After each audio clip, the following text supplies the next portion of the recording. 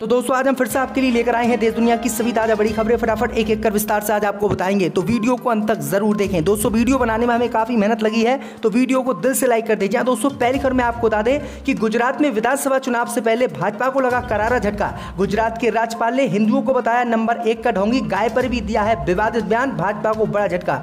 वहीं आपको बताएंगे दोस्तों की लद्दाख में मोदी का 56 इंच का सीना चीन के सामने हुआ फेल। 2 साल बाद मोदी सरकार ने घोघरा हॉट स्प्रिंग से सेना हटाने का किया ऐलान। वहीं आपको बताएंगे दोस्तों कि बेंगलुरु यूनिवर्सिटी में मंदिर बनाए जाने को लेकर विवाद, विरोध में उतरे सैकड़ों छात्र, तोड़ दी मंदिर की नींव। वहीं आपको बताएंगे दोस्तों कि यूपी में फिर चला योगी का बुलडोजर, शिवपाल यादव की पार्टी के नेता का गेस्ट हाउस बना मिट्टी का ढेर। वहीं आपको बताएंगे दोस्तों कि पंजाब में स्वर्ण मंदिर के पास तंबाकू खाने पर निहंगे सिखों ने व्यक्ति की कर दी हत्या, केस दर्ज। वहीं आपको बताएंगे दोस्तों की आम आदमी पार्टी के सांसद संजय सिंह ने एलजी के लीगल नोटिस की कॉपी प्रेस कॉन्फ्रेंस में पढ़ी, लगाए भ्रष्टाचार के एलजी पर आरोप। वहीं आपको बताएंगे दोस्तों कि पूर्व गवर्नर ने जताई देश के सभी सरकारी बैंकों के निजीकरण पर काम करने की चिंता, कहा मोदी सरकार लगातार बैंकों का कर रही है निजीकरण। तो दोस्तों सभी खबरों को आपको एक एक कर बताने वाले हैं। वीडियो को लाइक कर चैनल को सब्सक्राइब कर दें और हमें कमेंट करके बताएं कि आपके जिले किस राज्य से हमारी खबरों को देख रहे हैं। इसी बीच पर तो दोस्तों अगली खबर की ओर, तो गुजरात के राज्यपाल ने हिंदू समाज को बताया ढोंगी नंबर 1, कहा गाय की करते हैं ये लोग पूजा। जब दोस्तों आपको बता दें कि गुजरात के राज्यपाल आचार्य देवव्रत ने हिंदू समाज को ढोंगी नंबर 1 कहा है। आचार्य देवव्रत गुजरात के नर्मदा में प्राकृतिक खेती से जुड़े एक कार्यक्रम को संबोधित कर रहे थे। इसी दौरान उन्होंने कहा कि धरती पर मौजूद असंख्य प्राणियों में आदमियों से ज्यादा ढोंगी, पाखंडी और बनावटी कोई नहीं है। देवव्रत ने कहा है कि लोग मंदिर जाते हैं भगवान को खुश करने के लिए, लेकिन मैं ये बताना चाहूंगा कि आप लोग अगर प्राकृतिक खेती करना शुरू कर दें तो भगवान आपसे प्रसन्न हो जाएंगे।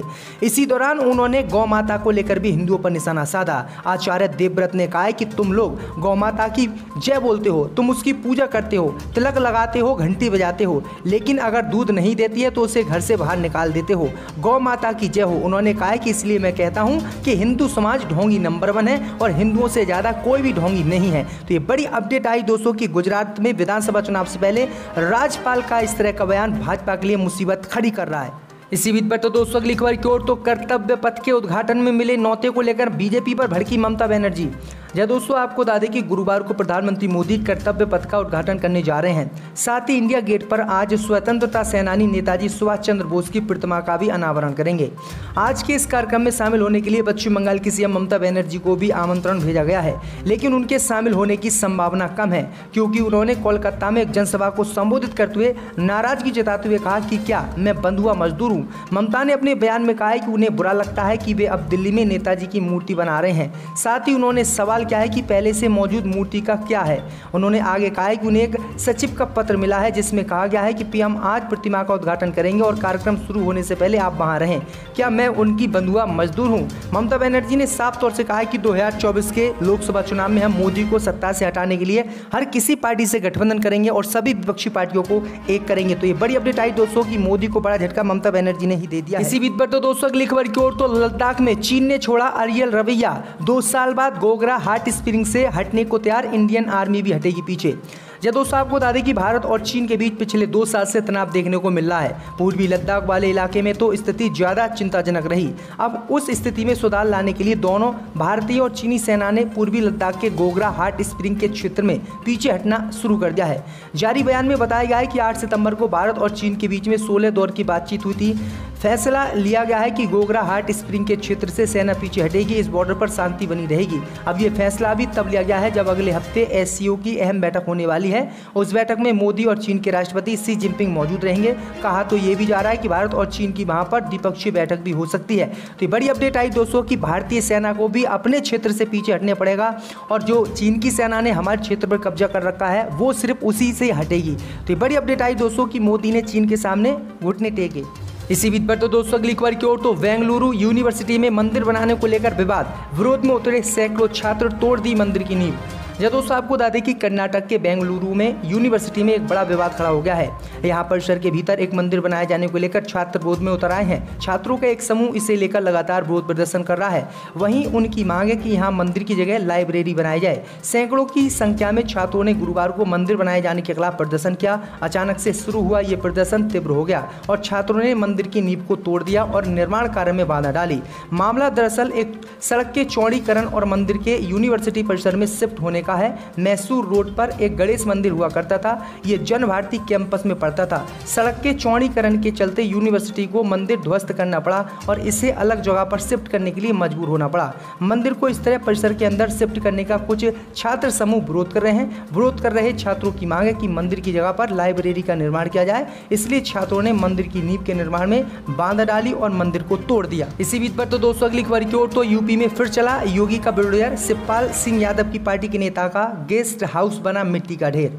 दोस्तों आपको बता दें कि उत्तर प्रदेश में एक बार फिर अवैध निर्माण पर बुलडोजर चला है। बुधवार को कानपुर में बर्रा बाईपास चौराहे पर प्रगतिशील समाजवादी पार्टी के नेता विनोद प्रजापति के गेस्ट हाउस दिव्यांशी गार्डन को गिरा दिया गया है। कानपुर विकास प्राधिकरण के अधिकारियों के मुताबिक ये गेस्ट हाउस विकास प्राधिकरण की जमीन पर कब्जा करके बनाया गया था। 2000 वर्ग गज से भी ज्यादा क्षेत्रफल में फैले विनोद प्रजापति के ये गेस्ट हाउस दिव्यांशी गार्डन साल 2009 में बनाया गया था। बुधवार को केडीए उपाध्यक्ष अरविंद सिंह के निर्देश पर ओएसडी सत शुक्ला के नेतृत्व में गई टीम ने गेस्ट हाउस पर बुलडोजर चलाकर इसे मिनटों में ढा दिया। कहा जा रहा है कि इसका नक्शा भी पास नहीं था। अधिकारियों का कहना है कि सरकारी जमीन पर कब्जा करने को लेकर विनोद प्रजापति पर अलग से कार्रवाई भी की जाएगी। अधिकारियों का कहना है कि इस मामले में विनोद प्रजापति के खिलाफ एफआईआर दर्ज होगी। तो ये बड़ी अपडेट आ रही दोस्तों की किस तरह से विपक्ष के नेताओं को उत्तर प्रदेश में परेशान किया जा रहा है। इसी बीच पर तो दोस्तों अगली खबर की ओर तो पंजाब में स्वर्ण मंदिर के पास तंबाकू खा रहा था शख्स, 2 निहंगों ने कर दी हत्या। दोस्तों आपको बता दें कि अमृतसर में 2 निहंगे सिखों ने स्वर्ण मंदिर के पास तंबाकू खाने के आरोप में एक व्यक्ति की कथित तौर पर हत्या कर दी है। ये हत्या हरमिंदर साहिब के पास बाजार क्षेत्र में की गई है। ये पूरी वारदात आसपास में लगे सीसीटीवी कैमरे में कैद हो गई है। घटना को लेकर सूत्रों ने बताया है कि एक व्यक्ति सड़क से गुजर रहा था, तभी 2 निहंगे सिखों ने उस पर तलवार से हमला कर दिया। मारे गए पीड़ित के परिवार के अनुसार व्यक्ति जलियांवाले बाग के पास सड़क पार कर रहा था जब दोनों ने उस पर हमला किया और वो वहां से भाग गए। रिपोर्ट के मुताबिक उस व्यक्ति की हत्या सीने में खंजर घोंप कर की गई है। घायल होने पर उसे पूरी रात बाजार क्षेत्र में खून से लथपथ छोड़ दिया गया था। मृतक की पहचान हरमनजीत सिंह के रूप में हुई है और थाने में शिकायत दर्ज कराई गई है। पुलिस आयुक्त अरुण पाल सिंह ने बताया है कि घटना श्री हरमिंदर साहिब के पास हुई है, जहां 2 निहंगे सिखों की ओर से एक व्यक्ति की हत्या कर दी गई है। तो ये बड़ी अपडेट आ रही है। इसी बीच पर तो दोस्तों अगली खबर की ओर तो एनसीपी नेता नवाब मलिक को कोर्ट ने दी किडनी टेस्ट कराने की इजाजत। 12 सितंबर को होगी जांच। दोस्तों आपको बता दें कि महाराष्ट्र के मुंबई शहर की एक विशेष धन शोधन रोकथाम अधिनियम अदालत ने धन शोधन मामले में गिरफ्तार महाराष्ट्र के पूर्व मंत्री नवाब मलिक को किडनी से जुड़ी एक विशेष जांच कराने की अनुमति दे दी है। वहीं इससे पहले विशेष अदालत ने पिछले महीने भी राष्ट्रवादी कांग्रेस पार्टी के नेता मलिक को रीनल स्कैन कराने की अनुमति दी थी, लेकिन ये जांच पूरी नहीं हो सकी थी क्योंकि नवाब मलिक उस वक्त बुखार और स्वास्थ्य संबंधित अन्य समस्याओं से ग्रस्त थे।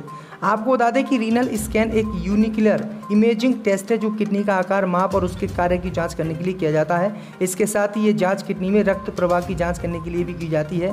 वहीं विशेष अदालत के न्यायाधीश RN रोकाड़े ने मंगलवार को मलिक के उस दावे को स्वीकार कर लिया है जिसमें जांच कराने की अनुमति देने का अनुरोध किया गया था। बता दें कि इस आदेश की एक प्रति बुधवार को भी उपलब्ध कराई गई है। तो बड़ी अपडेट आ रही दोस्तों। इसी बीच पर तो दोस्तों अगली खबर की ओर तो आप सांसद संजय सिंह ने LG के लीगल नोटिस की कॉपी को प्रेस कॉन्फ्रेंस में फाड़ा, लगाए गंभीर आरोप। दोस्तों आपको बता दें कि आम आदमी पार्टी के नेताओं को उपराज्यपाल विनय सक्सेना की ओर से भेजे गए नोटिस का मामला दिल्ली में गरमा गया है। बुधवार को प्रेस कॉन्फ्रेंस में आम आदमी पार्टी के नेता संजय सिंह ने LG के लीगल नोटिस की कॉपी को फाड़ दिया है। साथ ही LG विनय सक्सेना के खिलाफ मोर्चा खोलते हुए कई बड़े आरोप लगाए हैं। आप सांसद संजय सिंह ने उन पर भ्रष्टाचार का आरोप लगाया और मामले की जाँच CBI ED से कराने की बात कही है। प्रेस कॉन्फ्रेंस में संजय सिंह ने कहा कि आज बहुत ही बड़े और गंभीर मामले का खुलासा करने जा रहा हूँ। ये मामला दिल्ली के उपराज्यपाल के खिलाफ है। ये भ्रष्टाचार उन्होंने खादी उद्योग के अध्यक्ष रहते हुए किया। खादी में लाखों की संख्या में कारीगर काम करते हैं जिनकी संख्या 4,55,000 है। इसमें बहुत बड़े घोटाले हुए हैं। कारीगरों को चेक बैंक के माध्यम से भुगतान नहीं हो रहा है। हाई कोर्ट पटना ने कहा कि कोई भी भुगतान कारीगरों का कैश में नहीं होना चाहिए।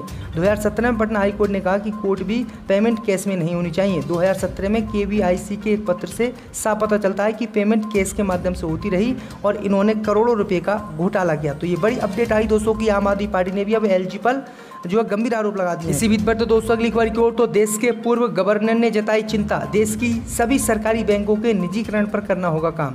दोस्तों आपको बता दें कि भारतीय रिजर्व बैंक के पूर्व गवर्नर D सुब्बा राव ने बैंकों के निजीकरण को लेकर एक बड़ा सुझाव देश में दिया है। देश में सरकारी बैंकों के निजीकरण को लेकर बहस चल रही है। मोदी सरकार का लगातार विपक्ष विरोध कर रहा है।